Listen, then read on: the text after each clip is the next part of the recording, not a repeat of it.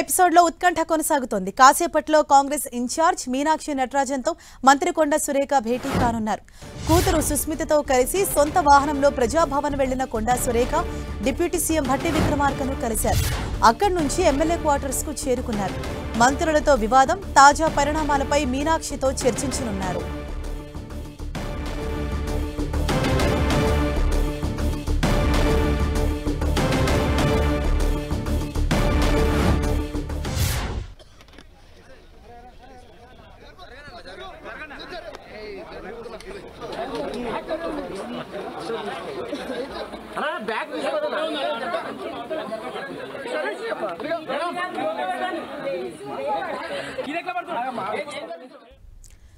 Konda Surekha episode లో ఉత్కంఠ కొనసాగుతోంది. కాసేపట్లో మీనాక్షి నటరాజన్తో ఆవిడ భేటీ కాబోతున్నారు. దీనిపై మరిన్ని అప్డేట్స్ అందించేందుకు మా ప్రతినిధి కొండల్ మనకు అందుబాటులో ఉన్నారు. కొండల్, ఇటు కొండా సురేఖ మీనాక్షి నటరాజన్ కలవటం వెనుక ఆంతర్యం ఏంటి? ప్రధానంగా ఆవిడ ఏం డిస్కస్ చేయబోతున్నారు? గత 2 రోజుల నుంచి కూడా ఈ ఎపిసోడ్ కొనసాగుతున్న పరిస్థితి ఉంది. కొండా సురేఖ ఓఎస్డీని తప్పించడం నుంచి మొదలైన వివాదం, దానికి ముందు మేడారం టెండర్ల నుంచి మొదలైన వివాదం, వీటన్నింటి కూడా నిన్నటితో పూర్తి నైట్ హైడ్రామా కొనసాగింది. ఒకవైపు పోలీసులు ఓఎస్డీని అరెస్ట్ చేసేందుకు వచ్చిన సమయంలో కొండా సురేఖ అడ్డుకోవడం, ఈ కొండా సురేఖ కూతురు అడ్డుకోవడం, ఇవన్నీ కూడా చూసాం. అయితే ఈరోజు పొద్దున్న నుంచి కూడా, ఉదయం నుంచి కూడా ఒక హైడ్రామా కొనసాగుతుంది. కేబినెట్ సమావేశం ఒకవైపు రాష్ట్ర సచివాలయంలో కొద్దిసేపటి క్రితమే ప్రారంభమైంది. 3 గంటలకు ప్రారంభం కావాల్సిన కేబినెట్ కాస్త ఆలస్యంగా ప్రారంభమైంది. అయితే దీనికి కారణంగా కూడా భట్టి విక్రమార్కతో కొండా సురేఖ ప్రత్యేకంగా సమావేశమైంది ప్రజాభవన్లో.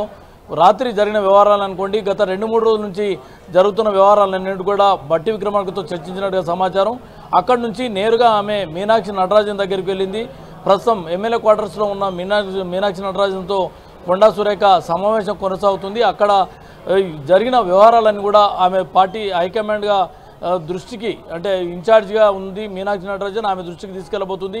అయితే ఇప్పుడు ప్రస్తుతానికైతే కేబినెట్ కొద్దిసేపటి క్రితం ప్రారంభమైన నేపథ్యంలో అసలు కొండా సురేఖ కేబినెట్ సమావేశానికి హాజరవుతుందా లేదా అన్నది ఇంకా సస్పెన్స్ కొనసాగుతున్న పరిస్థితి కనిపిస్తుంది. మరి ఈ కేబినెట్ సమావేశం అయితే చాలా ఎజెండా ఉంది. ఈరోజు కేబినెట్ సమావేశంలో ప్రధానంగా సుప్రీంకోర్టులో హైకోర్టు స్టే ఇచ్చిన నేపథ్యంలో దాన్ని సవాల్ చేస్తూ బీసీ రిజర్వేషన్లకు సంబంధించి రాష్ట్ర ప్రభుత్వం సుప్రీంకోర్టుకు వెళ్ళిన పరిస్థితి ఉంది. అయితే ఈరోజు సుప్రీంకోర్టులో కూడా ప్రభుత్వానికి చుక్కెదురైంది. ఆ పిటిషన్ను కొట్టివేసిన పరిస్థితి ఉంది. అంటే ఇప్పుడు బీసీ రిజర్వేషన్లు 42 రిజర్వేషన్లపై ప్రభుత్వం ఎలా ముందుకెళ్లబోతుంది, ఎన్నికలు నిర్వహణపై ఏ విధంగా ముందుకెళ్లాలన్న దానిపైన ప్రధానంగా ఈ కేబినెట్లో చర్చించే అవకాశం ఉంది. దీంతోపాటు సాగునీటి ప్రాజెక్టులకు సంబంధించిన వివాదాలు ఉన్నాయి. ఏపీ తెలంగాణ మధ్య ఉన్న వివాదాలు అనుకోండి, మహారాష్ట్ర తెలంగాణకు మధ్య తమిళనాడుకు సంబంధించిన వివాదమే అనుకోండి, వీటన్నిటిపై కూడా సుదీర్ఘంగా చర్చించే అవకాశం ఉంది. కీలకమైన నిర్ణయం తీసుకునే అవకాశం ఉంది.